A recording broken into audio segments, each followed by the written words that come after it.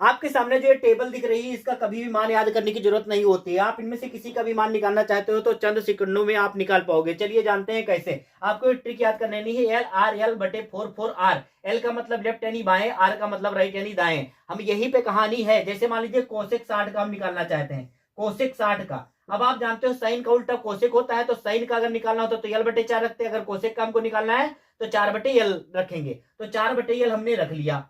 अब इसका हम वर्गमूल के अंदर रखेंगे। बात सही है ना, वर्गमूल के अंदर है। अब 4 बटे, अब कोसेक 60, 60 हम देखेंगे 60 के बाएं, लेफ्ट है एल है तो यहाँ पे बाएं देखेंगे। 1 2 3, तो हमने 3 रख दिया। अब इसको वर्गमूल जब इसका निकालेंगे तो ये 2 निकल आएगा, ये अंडर रूट 3 हो जाएगा। तो ये इसका हो जाएगा राइट आंसर।